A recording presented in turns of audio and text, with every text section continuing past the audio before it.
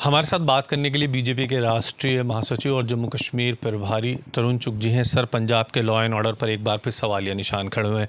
16 साल की बच्ची को अपहरण करके उसके साथ रेप किया। पंजाब के अंदर रोज अर्थियां और अस्थियां दियां यात्रावां निकल रही हैं। लॉ एंड ऑर्डर हाशिए ते जा चुका है।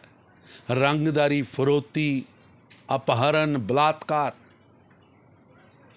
ये रोज दियां सुर्खियां बन चुके। लगभग 1.5 दर्जन बम धमाके थानिਆਂ ते ਵੱਡੇ ਸਥਾਨਾਂ ਤੇ हो चुके। मैं इस सिलसिले च गृह राज्य मंत्री बंडी संजय जी मिल के आया। उन्होंने सारे दस्तावेज दिते कि किस तरह दिन दिहाड़े हत्यावां हो रही हैं, आम नागरिकों को निशाना बनाया जा रहा है। श्री हरमंदर साहब वर्गे पवित्र स्थान नूं लगभग धमकियां लियां 10 मेलां आ चुकी। पूरा पंजाब अज आऊं लगदा कानून दा राज नहीं, गोलियां ते माफिया दा, गैंगस्टरां दा राज पंजाब च चल रहा है। और पंजाब दी भगवंत मान दी सरकार पूरी तरह फेल हो चुकी। यह जिहड़ी घटना दसी तुसी बड़ी दुखद है, पर पंजाब दी भगवंत मान दी सरकार को कोई समा नहीं है कि इन्हां लोगों की देखभाल करन। भगवंत मान दी सरकार टोटल सरकार अरविंद केजरीवाल, मनीष सिसोदिया ते सतिंदर जैन जिहड़े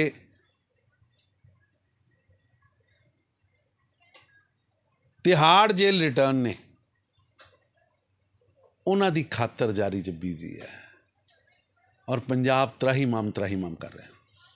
सर, दूसरी तरफ आज कारगिल दिवस है। देश कारगिल का जो हुआ था 26 साल के बाद आज उसे याद कर रहा है। कारगिल विजय दिवस हमारे जवानों की अदम्य साहस और उनकी वीरता और शौर्य की गाथा है, जिन्होंने अपना जीवन, अपना परिवार उसकी परवाह किए बिना देश की सीमाओं की रक्षा की और इतिहास रच दिया। कारगिल के विजय गाथा, कारगिल की वीर गाथा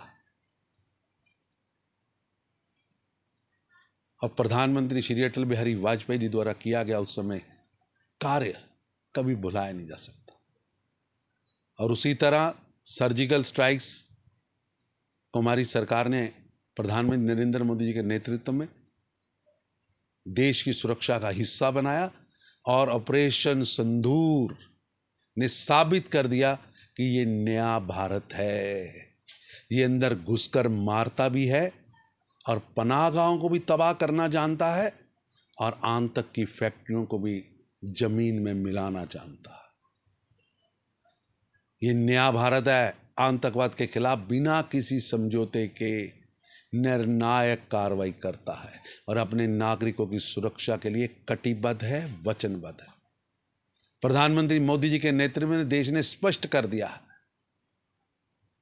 कि आतंकवादियों के खिलाफ कोई रियायत नहीं होगी और भारत हमेशा अपनी प्रभुसत्ता की रक्षा के लिए तैयार है, तैयार रहेगा और ऑपरेशन सिंदूर जारी है। सर, एक और अहम सवाल है। राहुल गांधी ने ओबीसी को लेकर के एक बार फिर निशाना केंद्र सरकार पर साधा है। कांग्रेस पार्टी और गांधी नेहरू परिवार ने 70 साल और 4 पीढ़ियों तक वंचितों को उनके अधिकारों से दूर रखा। राहुल गांधी जी, देश जानना चाहता है कि आपके नाना जवाहरलाल नेहरू जी ने काका कालेकर की रिपोर्ट क्यों दबाई थी। डॉक्टर भीमराव अंबेडकर जी ने वंचितों को अधिकारों के लिए जो प्रस्ताव रखे थे उनको क्यों ठुकराया था। देश जानना चाहता है कि आपकी दादी श्रीमती इंदिरा गांधी और आपके पिता श्री राजीव गांधी ने मंडल कमीशन की रिपोर्ट को 10 साल तक दबा के क्यों रखा था। देश जानना चाहता है कि आपके पिता श्री राजीव गांधी ने देश की सबसे बड़ी पंचायत देश के सदन के अंदर खड़े होकर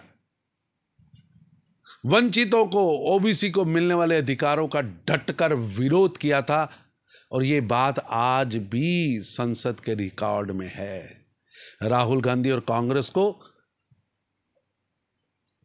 वंचितों के अधिकार छीनने के लिए, वंचितों के अधिकारों पर डकैती डालने के लिए, काका कालेकर की रिपोर्ट को दबाने के लिए, मंडल कमीशन की रिपोर्ट को दबाने के लिए और ओबीसी को मिले आरक्षण के विरुद्ध सदन में भाषण देने के लिए देश की 140 करोड़ जनता से सार्वजनिक माफी मांगनी चाहिए।